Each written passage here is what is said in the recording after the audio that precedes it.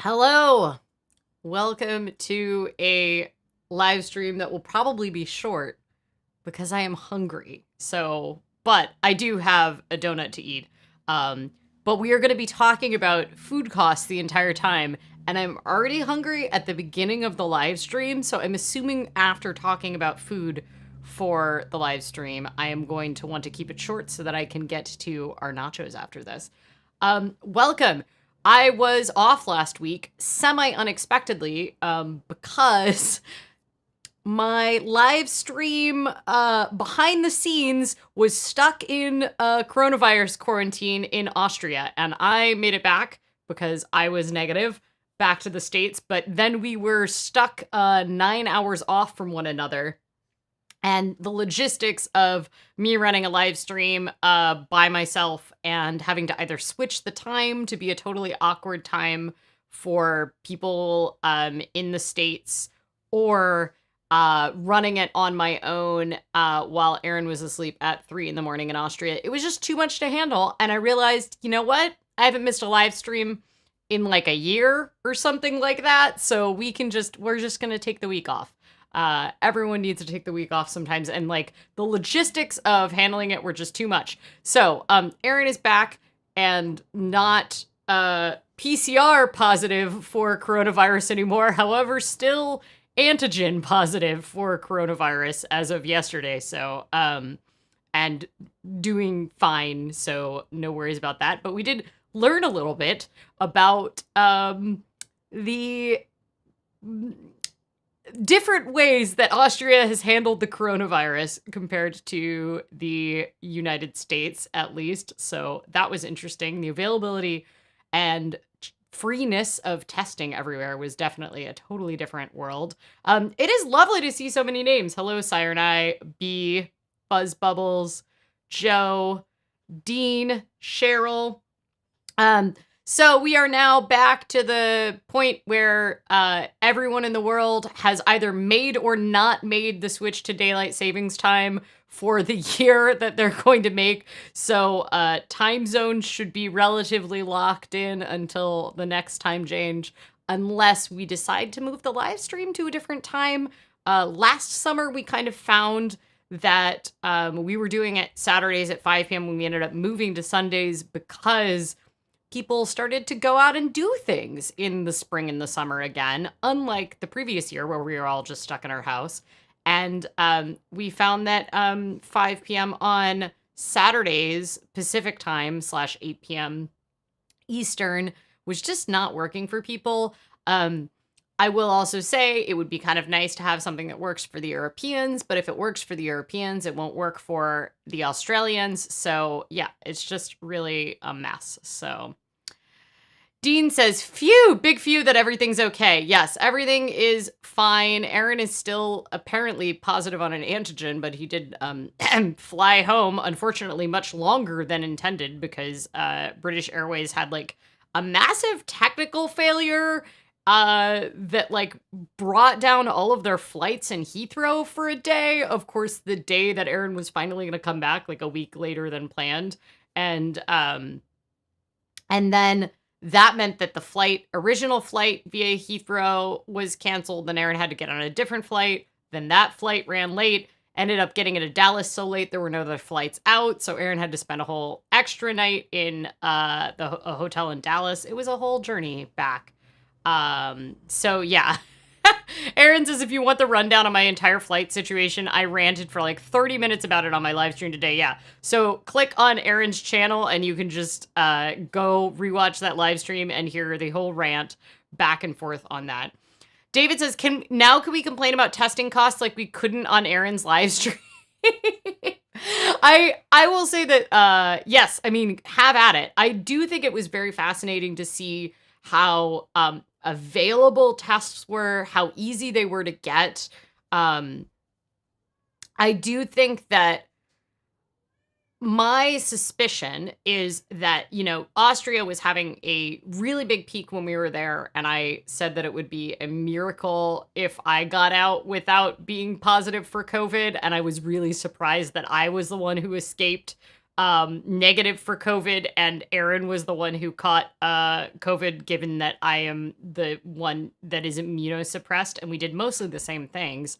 And like the things that we didn't do together was like Aaron was in a mostly like masked room at that conference. So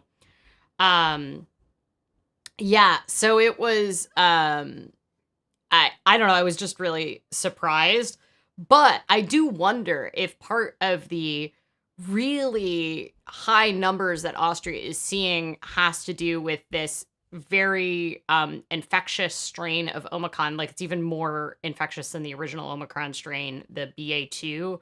And the fact that testing is so available, it's so heavily encouraged. Like it's super easy to go to Testenstrasse, like all over the place, and just get a totally free, like, scan your QR code, just get them to shove something up your nose and get a rapid test.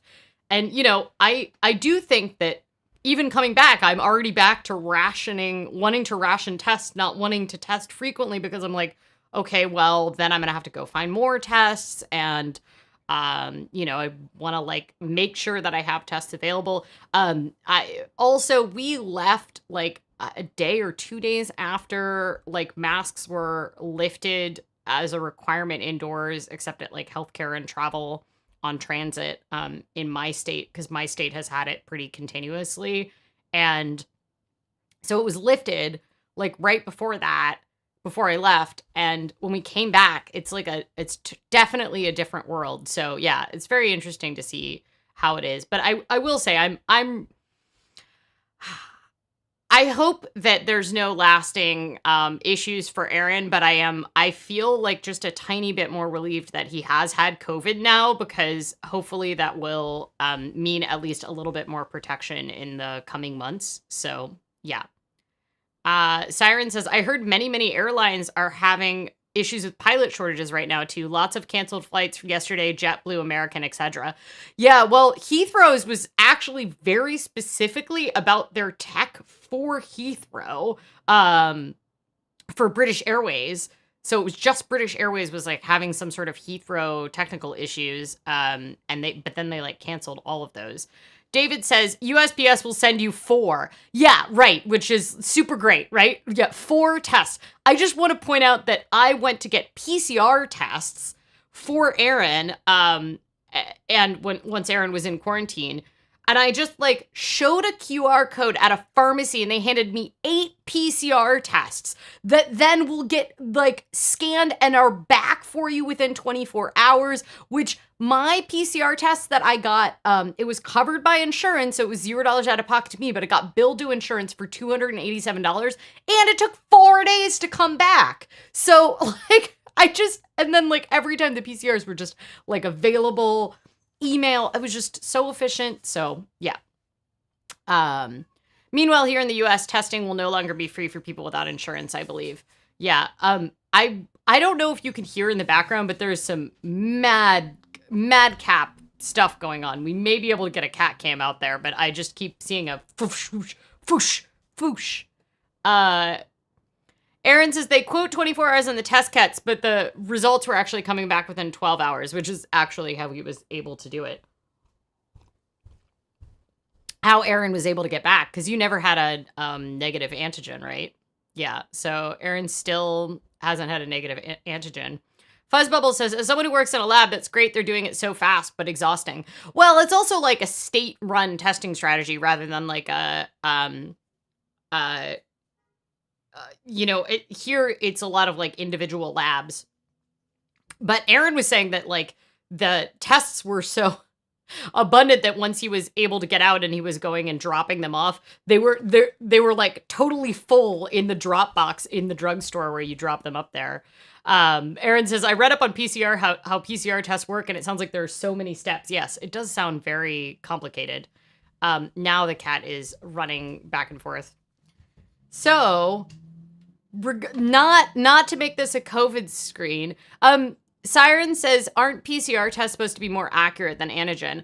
I think that they have a different amount of accuracy. So the thing about PCR tests, from what I understand, I am no expert, is that like, you can get to a higher level of accuracy. The way the Austrian government made their rules is that if you were above a 30 for the PCR test, then you were considered recovered. And that's because technically the 30 is the number of cycles. So like if they run it 34 times and then after 34 it comes up that you have a positive, then that is a smaller level because they're running the test over and over again because they like put it in the machine and put it over and over again.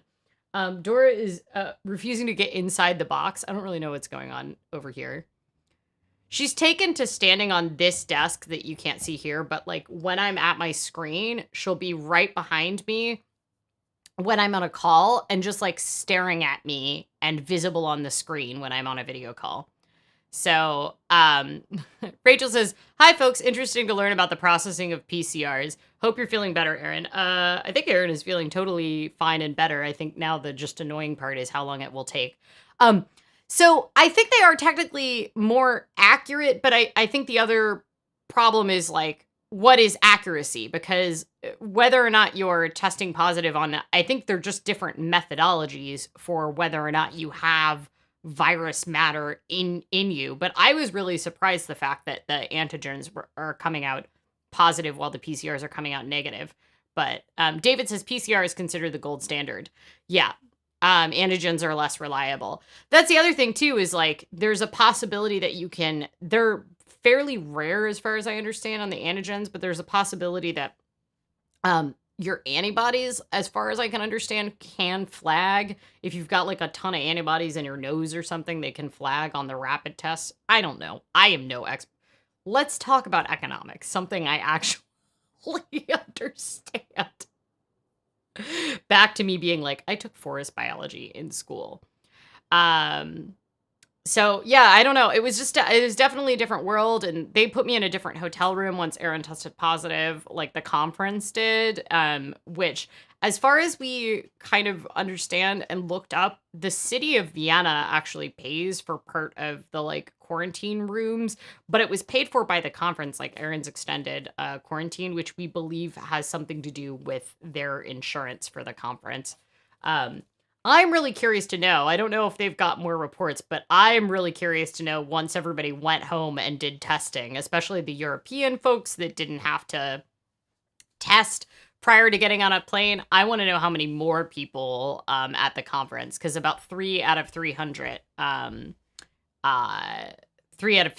were at the conference tested positive while the conference was going on, but then Erin got sick right at the end. So I didn't have to stay extra, and I was the one paying out of pocket. Erin was on a work trip, so as far as like low out of pocket cost to Erin, I mean, if you're gonna get COVID and have to quarantine in a foreign country, it's nice to do it while on a corporate funded trip. I mean, it definitely doesn't. Yeah.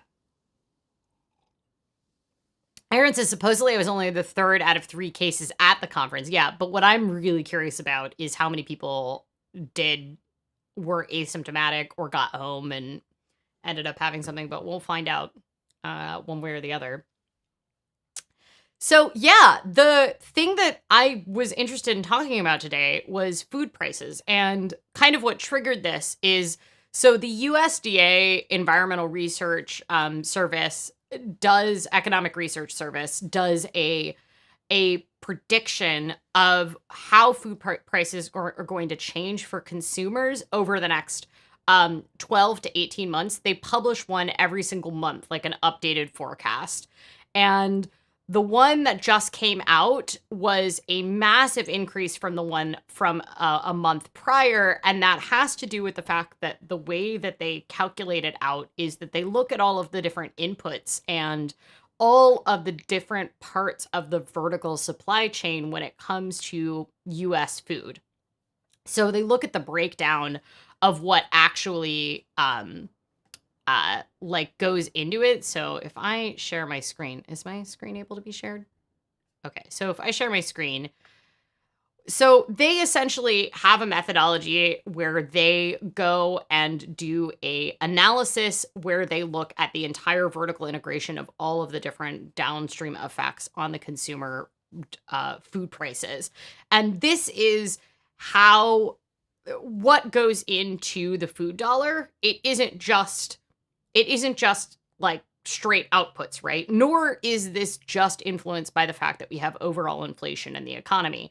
Food inflation is part of the consumer price index, and that is a huge part of what influences whether or not we see inflation, because inflation is determined by the consumer price index.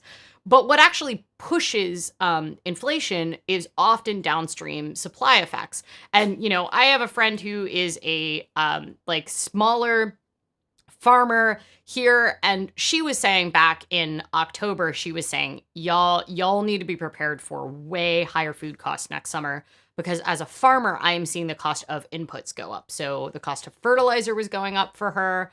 The processing, labor, all of these different things that go into just producing. She's just a food producer. She does like farmers markets and everything. So she's not even doing the downstream effects of all the other things that go into food that we purchase. So food processing, another part of food is not just groceries. It's like the cost of labor is going up when it comes to retail service because of how low unemployment is and how hard it is to attract workers right now.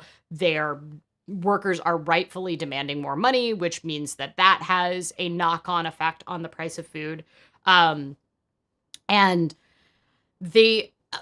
essentially what happened was that because of the war in Ukraine, that has driven up a large part of a lot of the inputs that go into food on top of the other things that we already expected. I just had a cat just announce herself and decide to jump onto my table.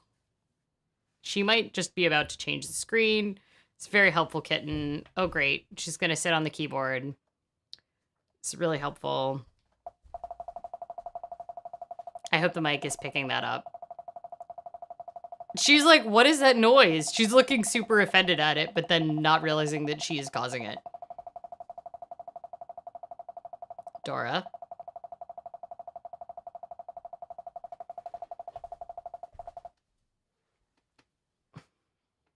There we go.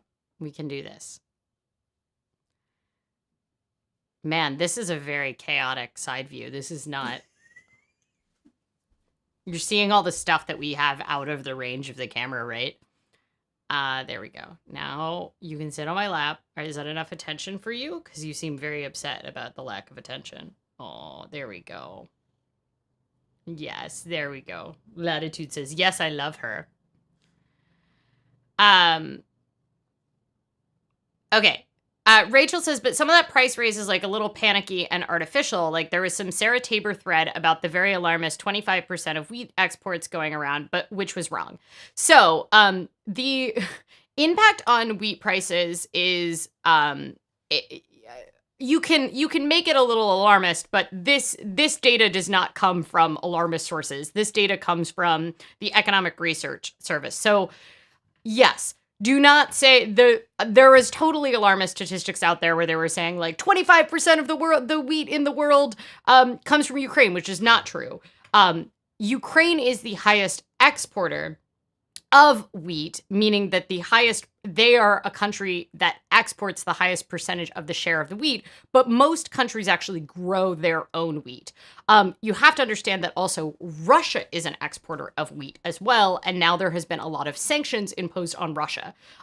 Additionally, there is an input that goes into the price of grain, and that input is oil.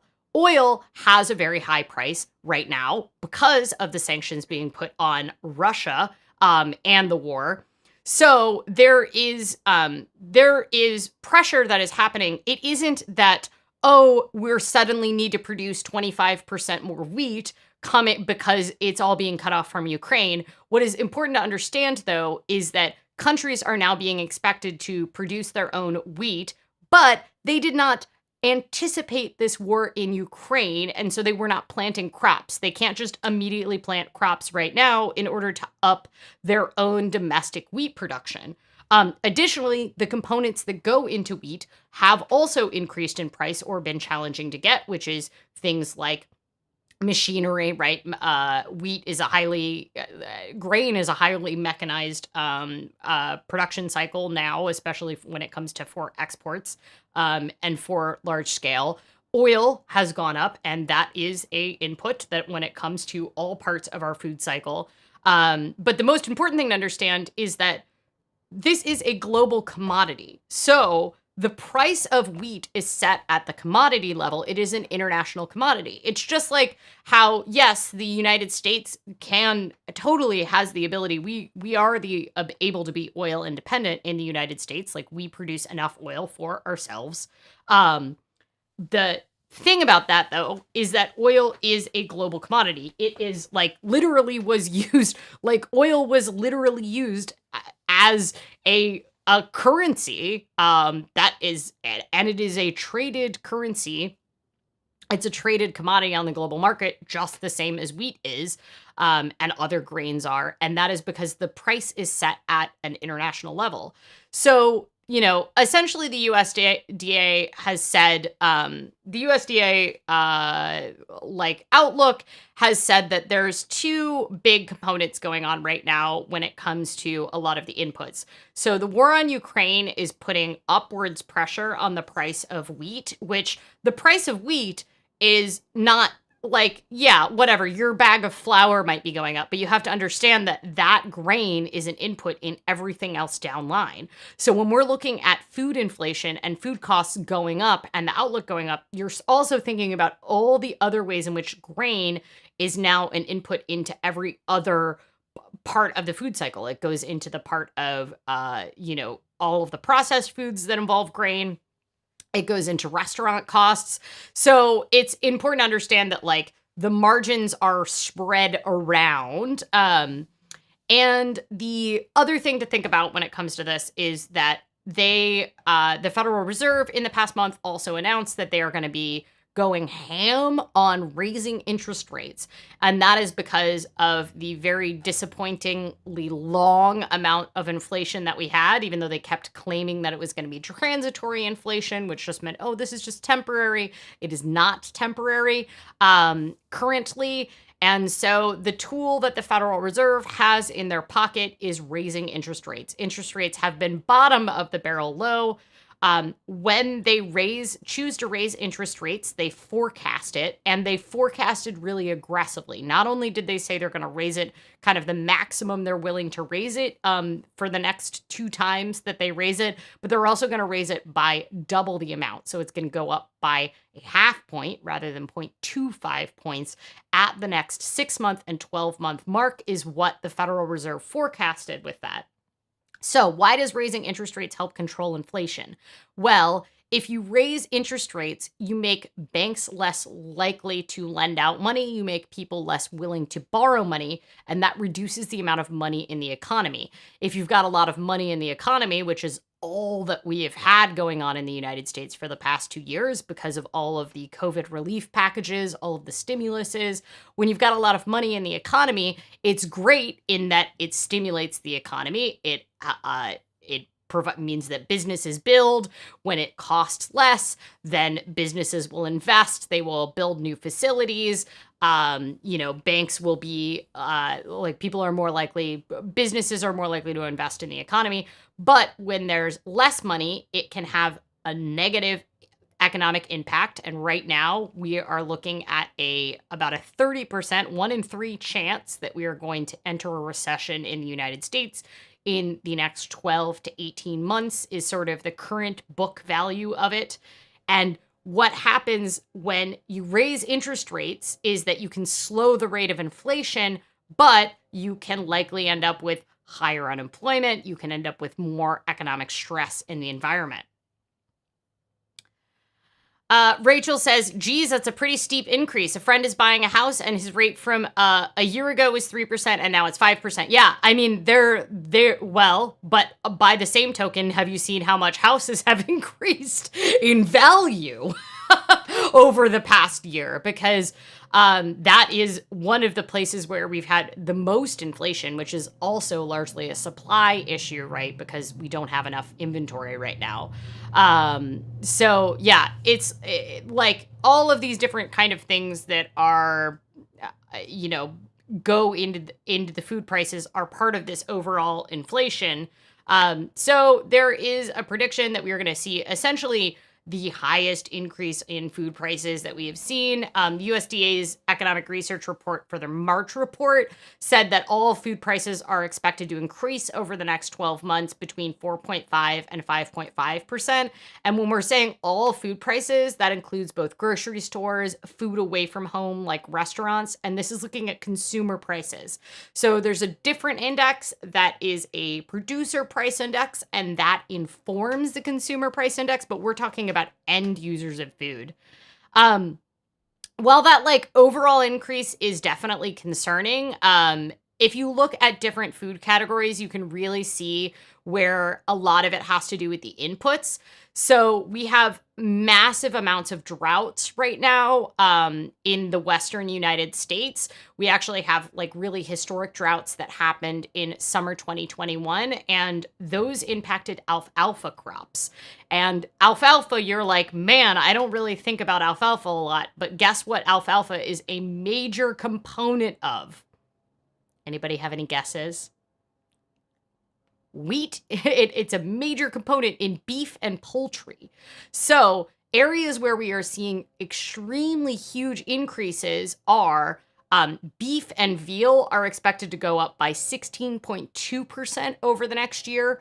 Pork is supposed to be 14%. Poultry, 12.5%. So you can see these huge increases. Fats and oils are, which once again, remember, global commodity market, but a lot of oils are actually grain-based. So you've got your sunflower oils, all of these things that are produced as crops that are affected by both the droughts and the higher prices for oil knock-on effects. Fats and oils are also expected to go up by about 11.7%. So we're seeing all of these different ways in which we're seeing effects around all of the things. Latitude says, it's time to go kosher, I guess. Well, fish and seafood is also expected to go up 10.4%. So as far as kosher foods, it's not looking great. Eggs and poultry are in the 12.5 and 11.4% range. The good news is that fresh vegetables are actually some of the lowest increases. So we're looking at like in the kind of predictions are from a 2 to 4% increase range for fresh fruits and vegetables. And processed fruits and vegetables are expected to go up a lot more simply because of all of these kind of down chain supply issues with processed fruits and vegetables. So those are up like 7.6%. Also remember that when oil prices go up, electricity prices go up. And electricity is a major component in processing fruits, vegetables, and grains. So there's a ton of different ways in which these things impact things. So sugar and sweets are expected to go up about 7%, and cereals and bakery products about 8%, 7.8%.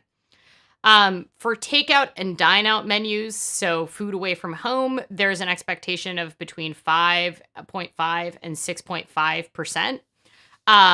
So this has been the largest, the year ending February 2022 was the largest 12-month increase in food prices since July 1981. So it's like important to understand that the US food system is extremely, oh yeah, do you want to see a nice drought graph? Here we go. Look at this. Look at this. Look at this Look at this drought graph of alfalfa hay. It's like super important to understand how bad the Western United States is doing. Snowpack levels, which is what influences irrigation and the ability to grow crops, is at the lowest it's been in the Western United States in, I think, like a decade plus, except in the Pacific Northwest, which has higher snowpack levels, however, had the worst drought that it's had in years last summer. So we're still kind of recovering from that. Mimi says, time to eat vegan. Yes, well, for me, the thing that I've really noticed, so I'm vegan if people don't know, and the places where I've really noticed larger increases so I've definitely noticed increases in fruits and vegetables, especially like a lot of my staple vegetables, but since those are seasonal, I haven't noticed as many increases. This was not the year to not have a CSA farm share, I would say. But the places that I've really noticed it are the processed foods. And I think that has to do with both the labor and the supply chain costs. So like tofu is one of those products.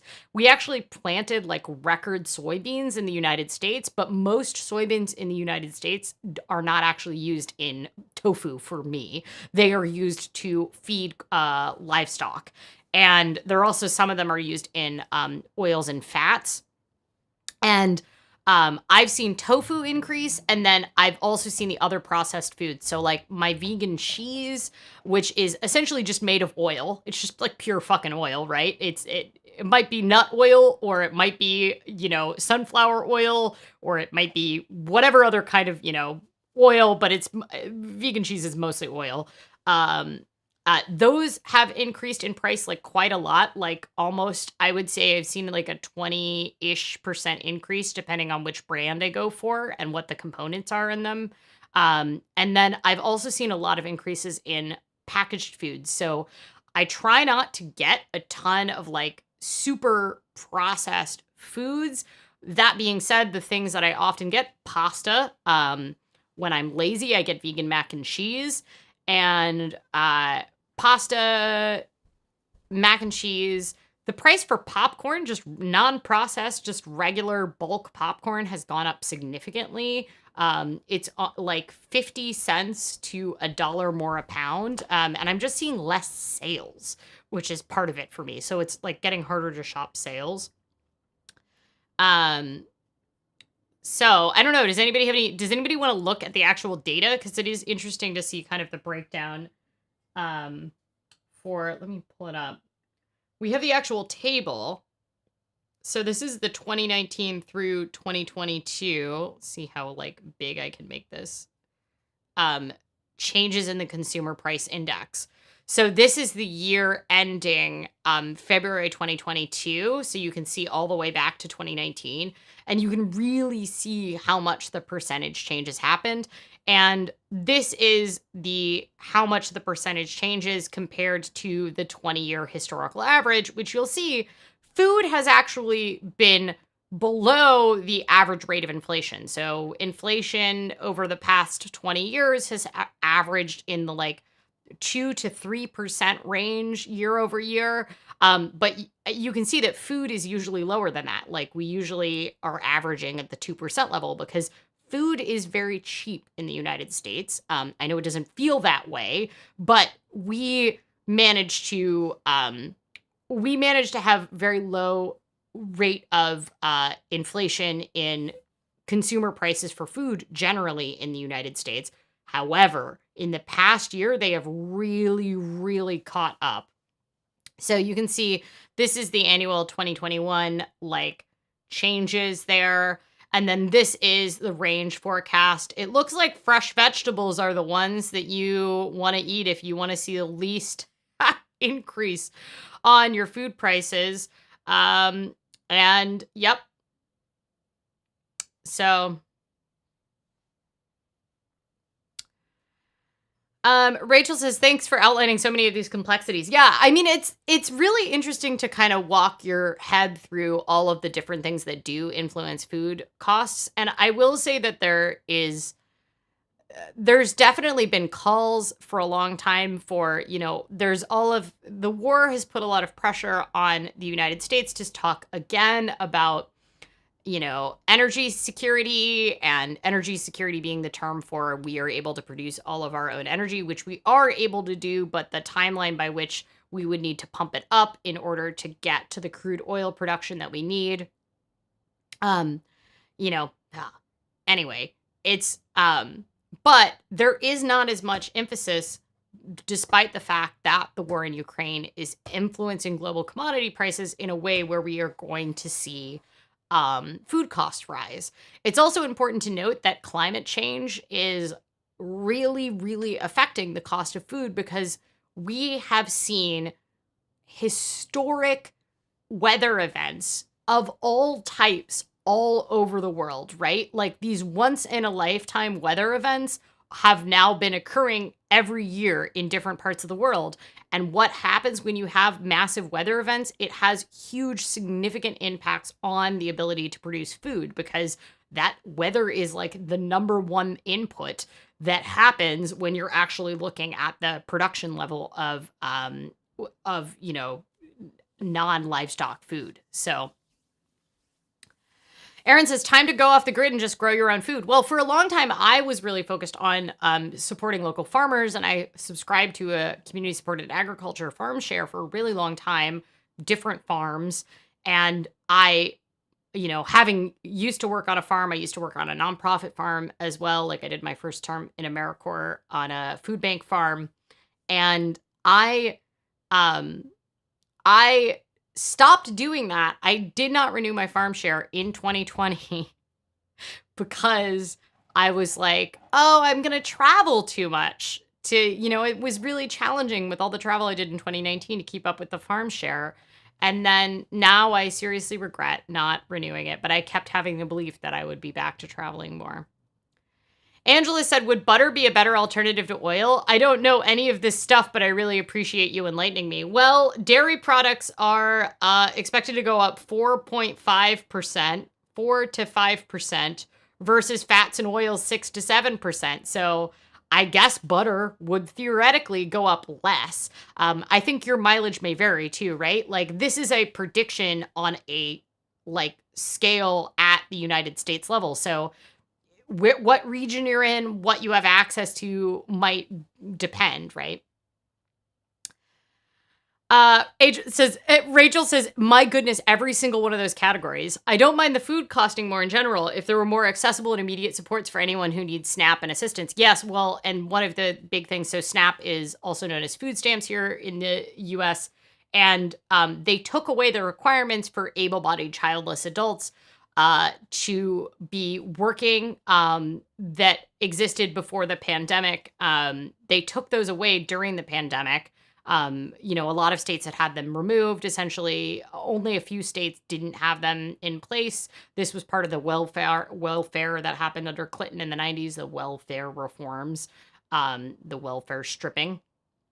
Well, they took those away during the pandemic, but they just reintroduced them.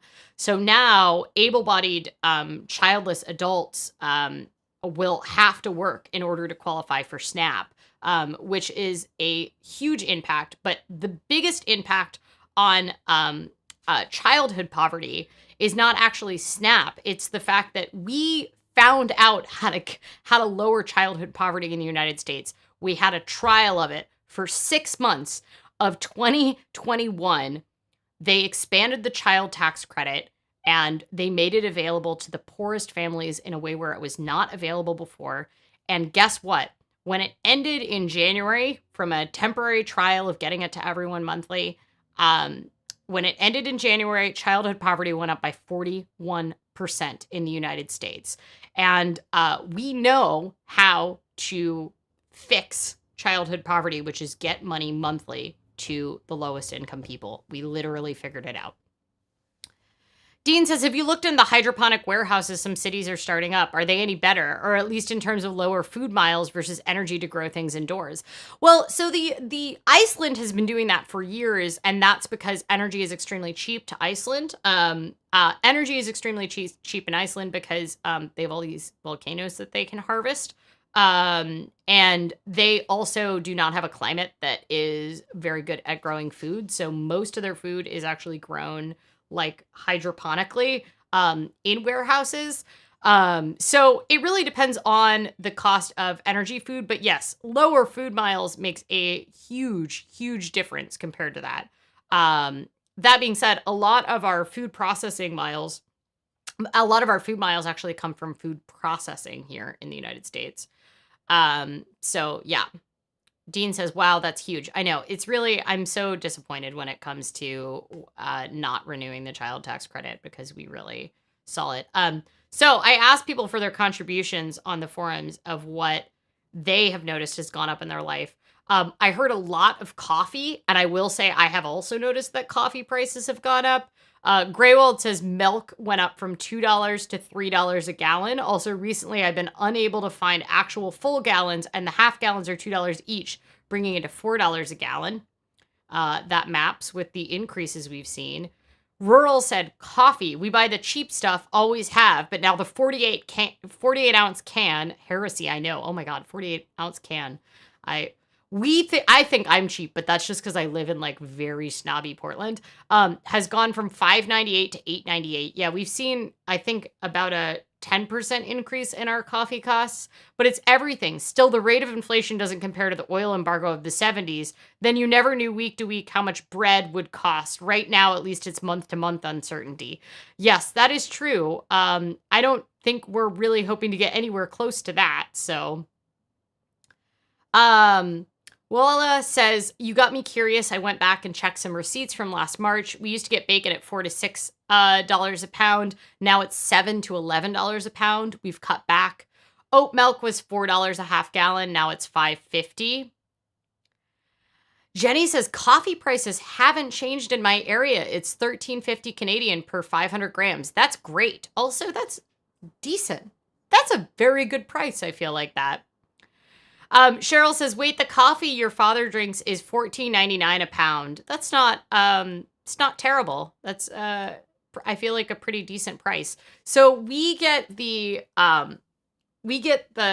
alternate. So we want to have the fancy coffee all the time, but we're not quite willing to spend that price on a consistent basis. So we get the fancy coffee, which is like, for us, has really gone up to like, it's hovering between, I would say, $17 and $20 for a 14 ounce, which is just under a pound bag for the fancy coffee. And that has definitely gone up. It used to be able to get in the like $13 to $15 range for the same size bag. And then the other one we get is the Trader Joe's Fair Trade Organic brand, which has gone from being $5 for a pound to now being $7 a pound. So Jenny says, this is the organic shade grown fair trade stuff because I like bougie coffee. Yeah, I get the like nicest coffee Trader Joe's has, or I really get the really nice coffee. So coffee is now the same price as wine. I mean, seems fair enough. Joe says we are big wheat producers here. Yeah. Yeah, well, and Australia has had the added problem of like supply chain stuff has affected you all so much more. Brackenjoy pointed out that a fair amount of the inflation is hidden right now with changes to package sizing, shrinkflation, and all that. Yes, and when it comes to like processed food and stuff like that, that is something I've noticed where you might previously have gotten a pound of something, now you're getting just under a pound. And a lot of things of essentially producers trying to hide it. I think we are about to get a cat cam here. Mountain Mustache says, I think everything I buy has gotten more expensive. I have a pretty strict food budget, and I basically have prices memorized at all of the stores where I shop. Every week, I notice things getting higher and higher, with the exception of produce, which fluctuates seasonally. Although at Natural Grocers this weekend, I noticed a sudden hike in lettuce, cucumbers, carrots, etc., but sometimes prices depend on the produce source. I will say that lettuce, a consistent purchase for me, has permanently gone up at Whole Foods for the lettuce that we get. So it's gone from like you used to be able to get it for $1.99 for like a big head, and now it is consistently $2.25 to sometimes up to $2.99. And that's been like year round now almost. And then Mountain Mustache says, I noticed yesterday at Costco that the 6-pack of avocados has gone up from $5.99 to $8.99. Also, avocados are out of season, so that might be part of it. But the beef burgers I usually buy were $23.99 from $19.99 last year. The chicken deli meat I buy is $5.99 to $7.49. I buy this one particular dip, and it used to be a 32-ounce tub for $6.99, and it is now a 24-ounce tub for $8.99. Yay, shrinkflation and inflation combined. The frozen cherries were $7.99 and are now $10.99. Yes. Jenny says, oh my gosh, lettuce is $5 Canadian for 2 heads. I mean, that's about the same now as about what we're paying. Because if you take that's $5 Canadian would be $4 US, and then the 2 heads. Yeah. So it's about the same as what we're paying here in the United. So I will also say that we have very low food costs generally in Portland. We don't have sales tax, which some states have sales tax on food. And then obviously most countries have VAT on food. And we, additionally, just because we're in the West and we're close to a lot of food producers and have a lot of ranches and stuff in the state, we tend to have a little bit lower food prices. Mimi says, Buffalo, New York welcomes climate refugees. We have low cost of living, lots of small local farms, and no droughts. Don't you also have very cheap production of electricity? I seem to have recently, I feel like I recently heard that, because you used to have aluminum smelting in Buffalo, right? And so you have very cheap hydropower, and now it's crypto miners that are trying to move there. So I guess my question is that I associate Buffalo, New York with lots of snow. And to me, that sounds like historic climate events in the cold side of things. What do you find with it here? Is that a prediction for you? Apparently, Portland is supposed to be a place for climate refugees as well. That all of the models that they've been doing for years and years, 20 plus years, have shown that Portland and Oregon would be a climate refugee place.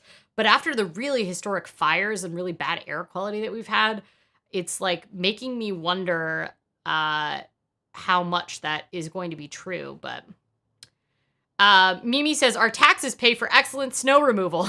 Nice. Well, just make sure all those crypto miners that move to town are paying lots of taxes, and then you will be able to have all of the snow removal. Yes, and also Ani DeFranco. Yep. That is also part of it. Jenny says, I bought lettuce seeds to grow it all summer because it is so expensive. Oh, that was the thing that we really noticed. When we stopped having a CSA, we had we were able to outdoor grow lettuce when we had a balcony, back when we had outside space. And the lettuce was just so much better. And we were able to just get enough leaves. Because the reason we really need lettuce is because we eat tacos every morning for breakfast, and we don't need that many leaves because we're not eating a full salad on top of our tacos. So we're able to just pull a leaf or 2 off, and it would be super fresh. Oh, it's so great. But Latitude says, Portland is on the Cascadian Fault, which is overdue for a really big earthquake. Oh, trust me, we are all very aware. We are all extremely aware about the earthquake that is definitely coming. That doesn't really exclude climate refugees, though, because while it's going to be a historic, awful event, it's probably not going to make it unlivable, long term. It's just going to be a really awful, massive emergency when it does happen. My plan is ham radio. We have my water tank. We live in a seismically upgraded building here. And our new place is going to have to be seismically upgraded because it's a new build. That's my plan. Ham radio, and we do this thing here in Portland called the Disaster Relief Trials, which is a big bike race to prove essentially how cargo bikes are going to be the only way to get around Portland when we have the massive disaster that the earthquake is going to bring when we have the big Cascadian thing. Cheryl says we have wildfires. Yeah, I mean, wildfires have always been a problem, but all of the modeling showed that, like, essentially our climate is going to be fine. But now I'm questioning, like, with all of these massive, huge raises. So, Joe says these are massive, steep price raises. Agreed. Brackenjoy said that also Costco things have been going up. Cottage cheese, sour cream, cheddar, butter, cucumbers, most everything I've gone to buy has gone up by like 20 cents to $3 depending. Yeah, definitely the same thing here. NNLS, pronounced Annalise, has said, this is in Western Australia, says, most of my shopping has gotten more expensive. I earn enough money I haven't ever super tracked my grocery spend, but I know I'm spending a lot more now to the point where I've been noticing a lot. Plus, Western Australia still has a lot of supply issues, which has made it worse with limited options. I'm trying to get more kind to myself because I've always tracked my grocery spending. Actually, you can see here's my this is my historical grocery costs going back to 2015. So this is 6 years of grocery costs. And those big spikes you can see with like the orange, that's every year when I would pay for my CSA. So those are the months that I'd pay for my CSA. So that's essentially averaged out because I'd pay like $250. I think it was $250 a year, so it'd be like $20 extra a month.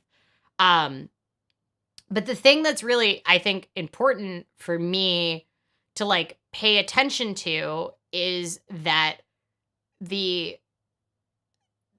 to give myself grace, because I have for a long time been very proud about the fact that my grocery costs are extremely consistent. Like I pretty much am. Not that I spend the exact same amount each month, but that I almost never go over. Like I tend to hover between 155 and 175 per month. I don't tend to have like huge peaks and valleys other than paying for my CSA each year. And I have had to really just not beat myself up because it's helpful to see these prices increasing and know that it isn't just me getting lazier. I might be getting a little lazier, but like I am still hunting. I'm actually doing like probably more grocery couponing than I've ever done before. I'm still like putting energy into making sure that my groceries haven't gone up a ton. I just am like, I don't know. It's helpful to see that this data is not just like me. And then Brackenjoy was just at Fred Meyer and said that store brand pasta went from $1 a pound to $1.25 a pound. Our pasta went from 99 cents a pound to at Whole Foods 99 cents a pound to 1.59 a pound, I believe, is what it's going for now. So like really like 59% increase. I did always feel like it was like a little below where I felt like it should be, but yeah, should we eat this donut now? How depressed are we? Do we want to talk more about food prices and climate change? Or let's eat the donut. Let's eat the donut, y'all. All right.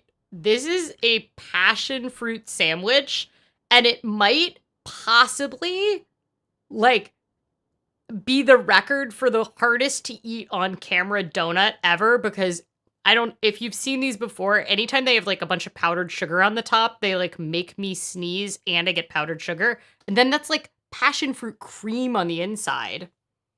It is extremely luscious. Oh, and it's like really tall and big. So it's going to be hard.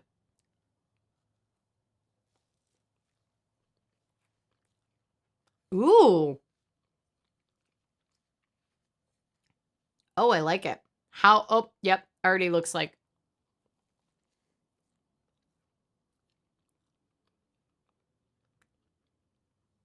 I don't think I've ever had an actual passion fruit in my life. What do they look like?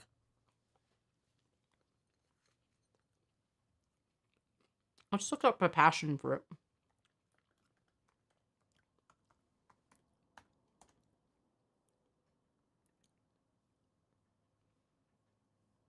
What? I don't think I've ever had that. It's like a pomegranate, but with like a more of a party on the inside.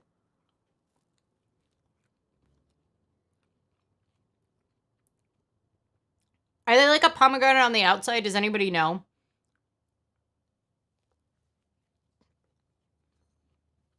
Also, where did they grow?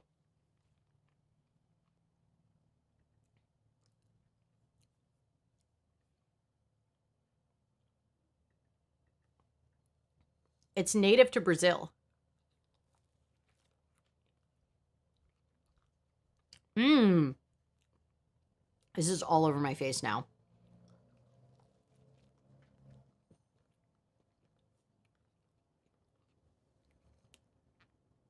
It's like if I didn't know what passion fruit flavor was, I would describe it as like kind of lemony.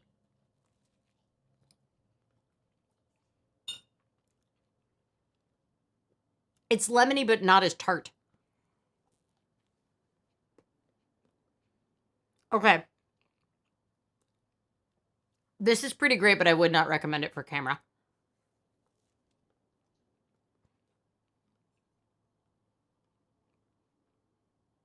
I appreciate at least the cream was on the inside of the like sandwich style instead of being on the top where it'll just immediately get on my nose. Oh, apparently passion fruits are common in Western Australia. They like hot places. Oh, they have all sorts of different like colors and sizes.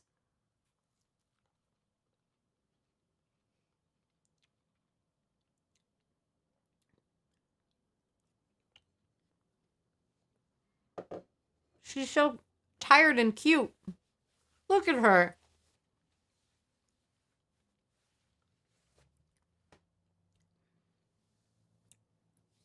I wonder if I got all of that off my face.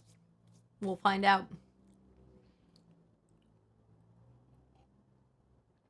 Well, I might have been a little too hungry because I ate that very fast. Donut rating 4 out of 5. It was pretty solid. I will say, I want that cronut so much again. That cronut that I had in Vienna was like amazing, and now I understand all the hype about the cronuts. Dean says, I see what you did there. Kitty diversion, lol. Yep, you have to do that while I try to get my face clean. I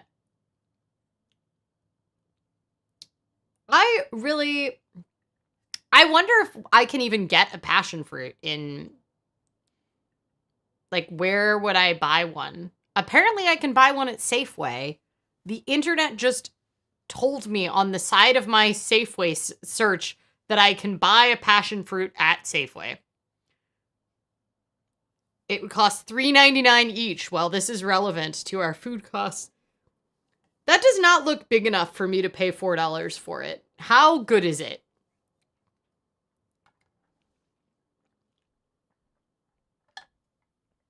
Well, how is everybody doing? What are you up to this week?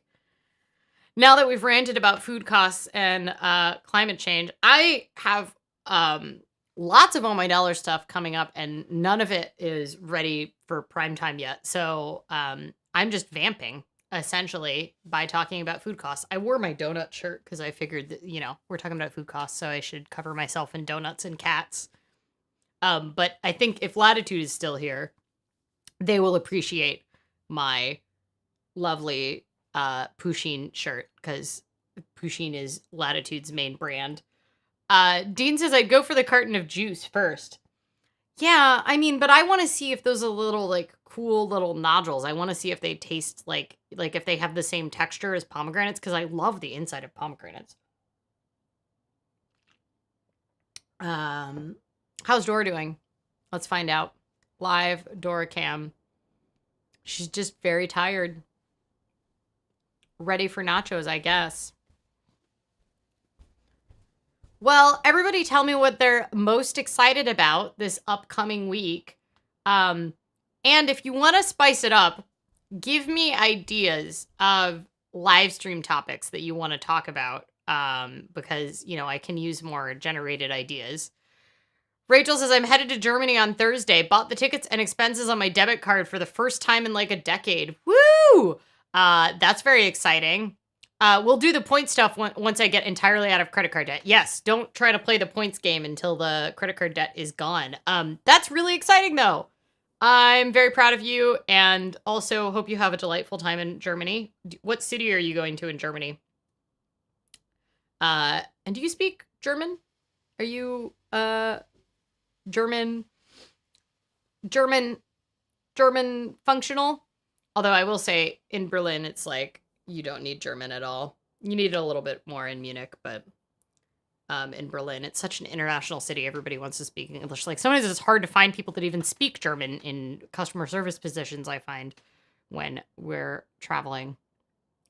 Rachel says, no, I have a French degree and love learning languages. Just going hard on Duolingo right now. Nice. Well, that'll get you around. Like, just look for Das Bahnhof, Das Flughafen. You'll be fine. Der Flughafen. I know what gender airport is. I was having that problem with library earlier today where I just could not remember the gender of library. And I feel like it should be obvious because they stole it from someone else.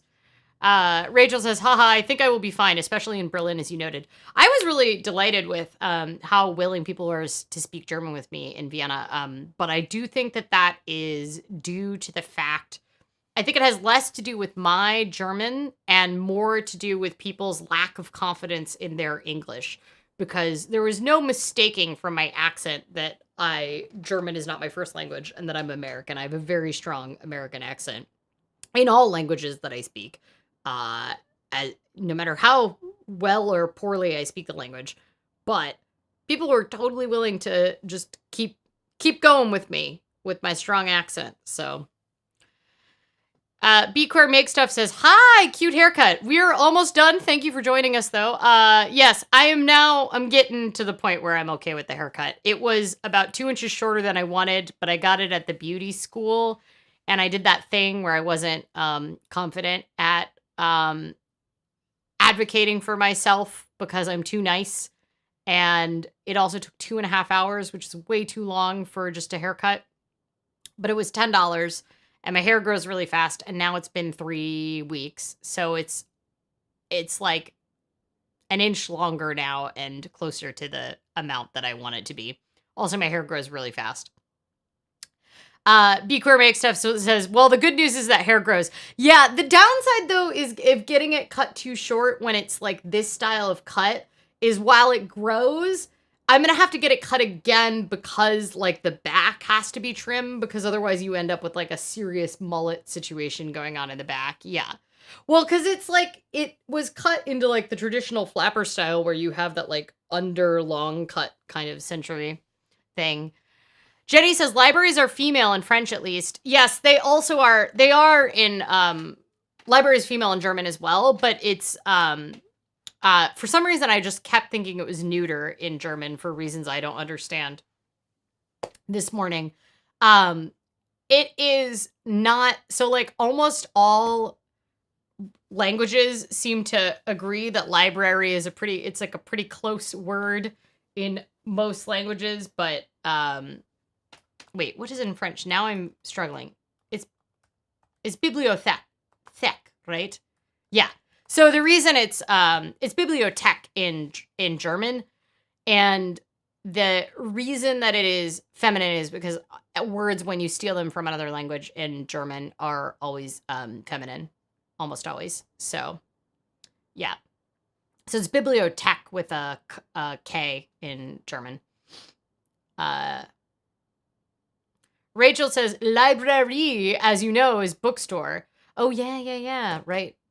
And then English was just out here being like, we're going to have a totally different word for, because it's like bibliothèque in almost all languages, right? Library is female in Arabic, too. What is it in Arabic? If you have your keyboard and you can write it out, then I may be able to sound it out.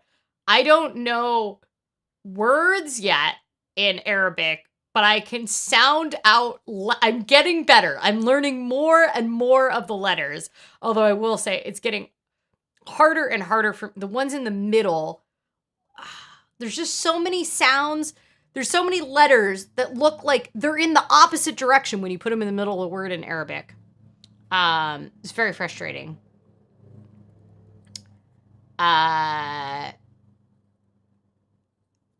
Is anybody going to tell me what they're excited about this week, or am I just going to vamp talking about library in different words? Oh, Dora's excited about the fact that she's about to have a really complicated bath going on here.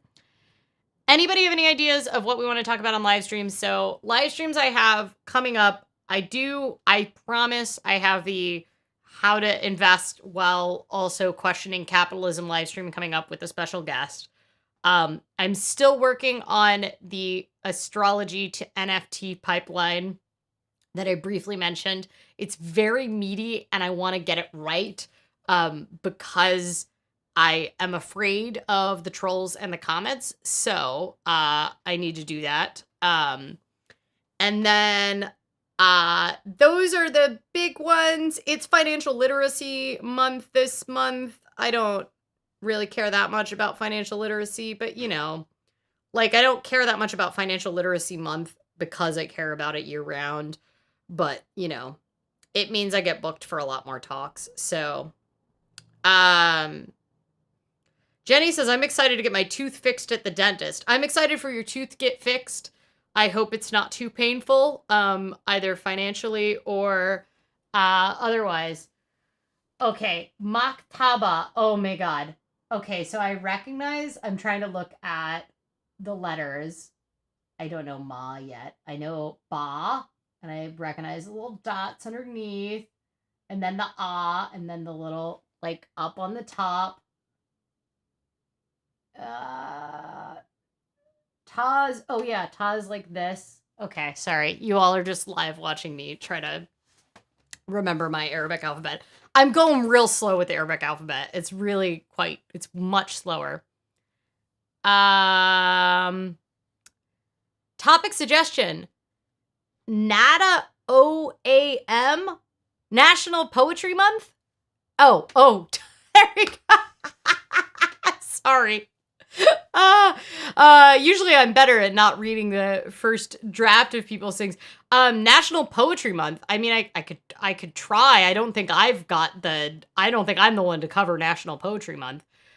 Dean is taking the week off after all of the stress. Yes, you have had a very stressful past, I don't know, year. So I'm very excited for you to be able to take a week off.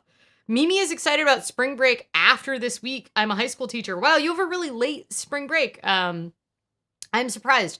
We are almost done. This is the last week of spring breaks here. One school district has it this week. I am aware of spring breaks here, not because I have children, but because I skate at a rink.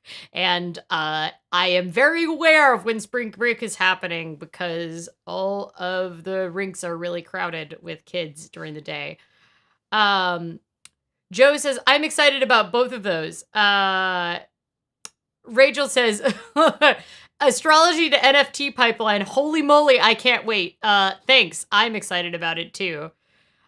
Craig says 529 considerations.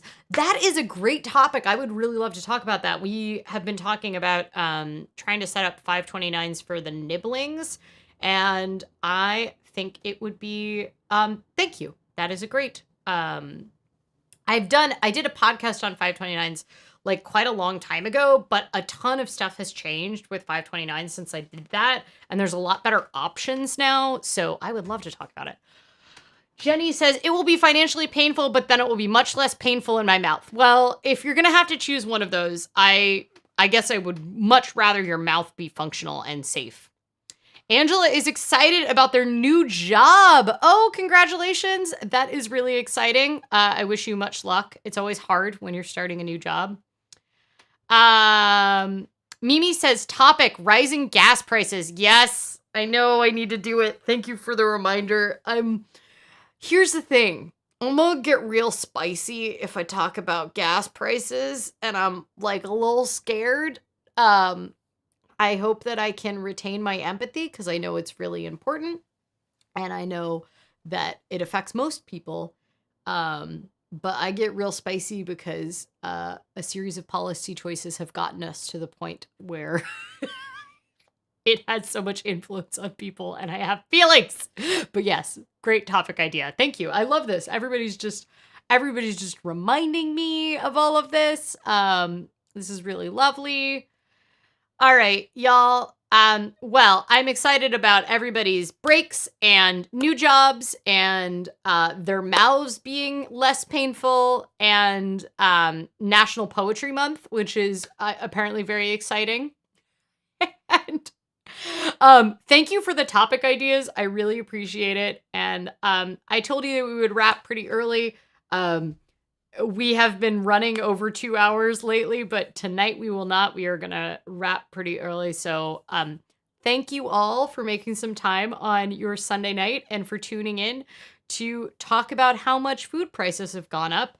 And if you're not inspired to, I don't know, stock up on meat before it gets more expensive, I don't know what else to tell you. I don't know, maybe get the large sunflower oil next time you're at the store because you don't know how much more it's going to go up. And yes, and also have a safe trip if you are traveling this week. And everyone go watch NCAA Women's Championship. Ooh, is that happening right now? Wait, NCAA what? That's just, NCAA is just National College Athletics. What is the sport? There's a bunch of sports under the NCAA. Tell me which one. I don't know sports that aren't figure skating. So tell me that. Rachel says probably basketball. Mimi says college basketball. Great. There is apparently a new sports bar in town called the Sports Bra that only plays women's sports in Portland, and it apparently has good mocktails and vegan options. So I am excited to head there and maybe try to at some point convince them to play figure skating, which is a women's sport. So Rachel says in all caps, I went last night to Sports Bra. It was so good. That's awesome. I'm so glad for the recommendation. I just found out about it. I was like not hip to it. And Aaron learned about it from someone on his live stream. So I'm excited to hopefully go. If you like to watch basketball, go support the NCAA women's basketball UConn versus South Carolina. That's the most sportsy I've felt in a long time. Thank you all.